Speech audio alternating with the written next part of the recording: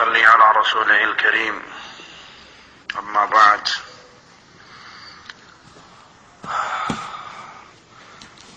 ایک معصوم کلی میرے پیارے نبی صلی اللہ علیہ وسلم کی امت کی ایک معصوم بیٹی زینب مجرموں کے ہاتھوں مسلی گئی، قتل ہوئی، اور اللہ کی جنت کی مہمان بنی۔ اللہ کی رحمت سے امید ہے یہ نابالغ بچی کسی یہودی اور عیسائی کے گھر کے اندر بھی پیدا ہوتی اور اس عمر میں مر جاتی تو بھی پیارے نبی صلی اللہ علیہ وسلم کی حدیث کی روشنی میں یہ جنت میں داخل ہوتی۔ ہر پیدا ہونے والا ایمان پہ پیدا ہوتا ہے، اس کے ماں باپ ہیں جو اسے یہودی یا مجوسی یا عیسائی بنا دیتے ہیں، اور زینب تو پیدا ہی اہل ایمان کے گھر میں ہوئی جس کے ماں باپ عمر کی سعادت حاصل کرنے اللہ کے گھر آئے ہوئے تھے، اور پیچھے یہ ظلم کا پہاڑ ٹوٹا۔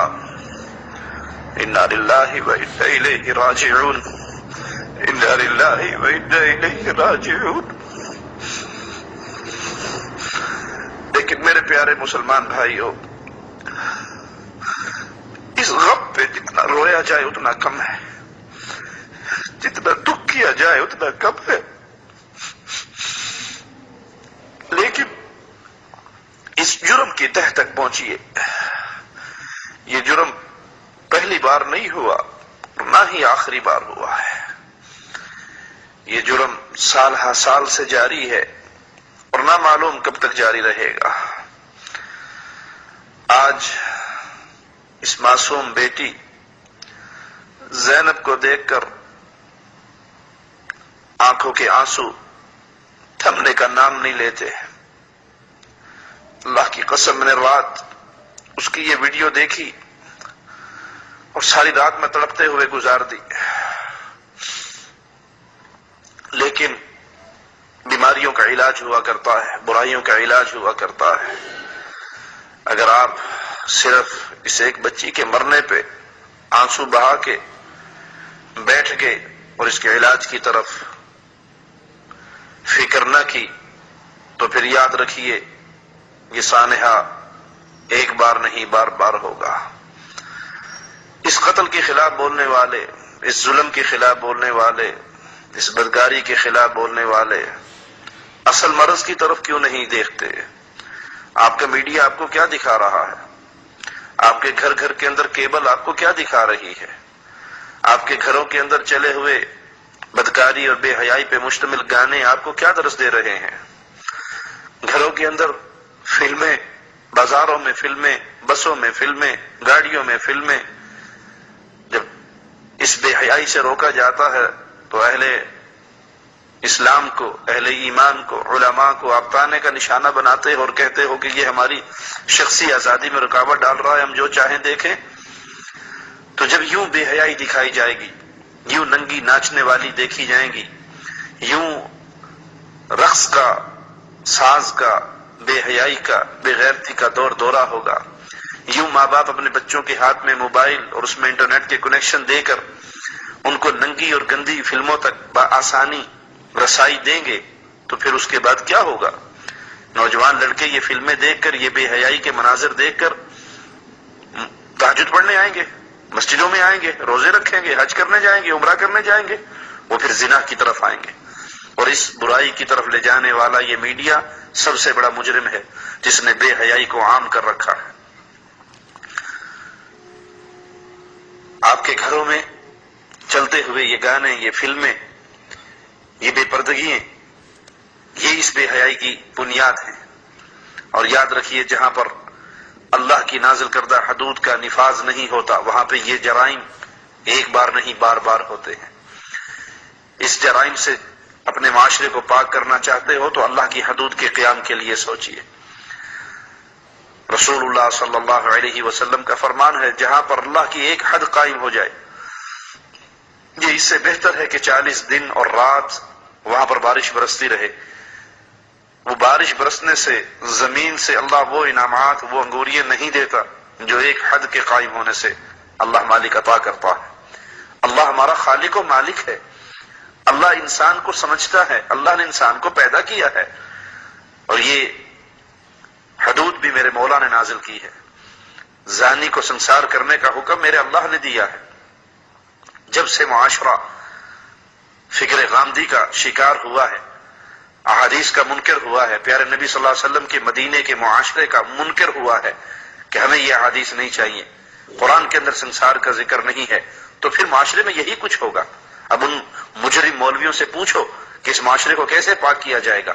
یہ معاشرہ پاک ہوگا تو رسول اللہ صلی اللہ علیہ وسلم کی احادیث پہ عمل کر کے پاک ہوگا۔ زانیوں کو سنسار کیا جائے، چوروں کے ہاتھ کاٹے جائے، ڈاکوؤں کو قتل کیا جائے، ان کی لاشوں کو ٹانگا جائے، تو پھر آپ کے سامنے معاشرہ امن و امان والا معاشرہ بن کر آئے گا۔